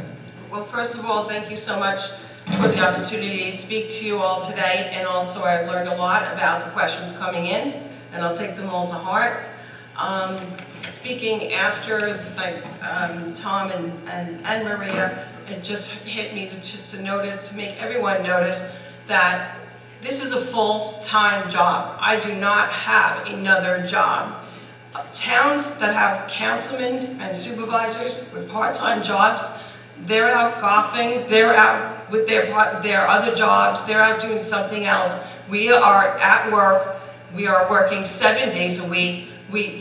As Tom said, everyone knows my cell phone number. They know where to find me if they have a question. Any constituent that calls me, if I'm not in the office because I'm somewhere else in another department, they're given my cell phone number. So it's completely transparent. They could find me anywhere. I don't know how this town would work with anybody in council working another job. It would be impossible, and this town would be downhill from there. So with that being said, there's also the quality of life that Maria mentioned, and I do have to read off the list, but hopefully I have time. Quality of life in the town of Smithtown currently, Long Island's first clean energy community, 2,000 trees planted since 2019, local waterfront revitalization, and it's still being updated. Acquired the former Oasis Gentlemen's Club for open space preservation, implemented street inventory database, and so on. It goes on and on. Newly orchestrated STEM partnership with the school district, as Tom mentioned before, community garden programs partnership with the town, school district, and Covanza beginning this year, and it goes on, and I can continue. We do everything possible, and I made that promise in 2015, and I continue that promise. The quality of life in this town is absolutely important to me, and I will continue to do so. Thank you.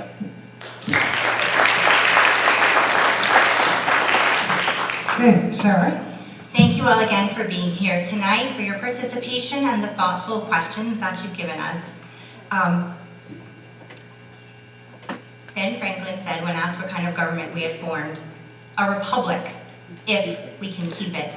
He wisely said those words because he knew how fragile this form of government could be, how easily those in charge could shift the power from the people. And I feel that I see that beginning to happen here in Smithtown, where we have had one-party rule for so long. A team getting along doesn't mean that it's a good team. When you all become yes men and rubber stamp each other, that is not a functional team, because you are not generating new ideas and you are not living up to your best. Mr. Lohman said it earlier, like, we did the best we could do. You should never say we did the best we can do. You should look at every system, every process, and say, this is what we did, what could we have done better? That's just how I feel. Now, if we look, this is something that's come up, and I was accused of lying about it, which made me dig in and do my research, because I really don't like being called a liar. But if we look at the raises that the town has been giving themselves, beginning in 2018, the supervisor was making approximately $111,000. As of 2023, it was $145,000. For the council in 2018, it was $65,800 approximately. In 2023, $85,500. If you do the math on that, that's 30% over 5 years. That averages out to 6% a year. Again, I told you guys this is my background, payroll and wages, so stick with me. Though the number's not wrong, Lisa. You can look it up. The budgets are public. Anybody can look it up themselves. Anybody can look it up themselves. The budgets are all public. So that averages out to 6% a year. I have a corporate background, right? Our raises, we target from anywhere from 2% to 5% with an average based on merit, with a goal of averaging it out to 3%. 3% is the rate that our town union is fighting for and not getting. But again, we have a proposed budget for 2024 with an increase of 4%. So when I tell you we need a government that works for the people and realizes that that's its place as public servants, is to serve the interest of the public, not themselves, not nepotism. Thank you so much.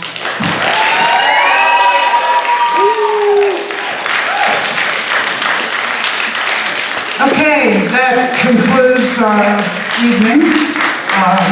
We still have a lot of questions. There's a lot going on, and unfortunately, we couldn't take the cards that came in last, but we combined a lot of things. So I appreciate your patience, your enthusiasm, all of you just wanting to wave those cards around. And that's the kind of debate that I think is important, because there are people that want to hear something to make up their minds, and we're setting an example for the students. And keep that in mind all the time, okay? And have a good evening. Thanks for coming.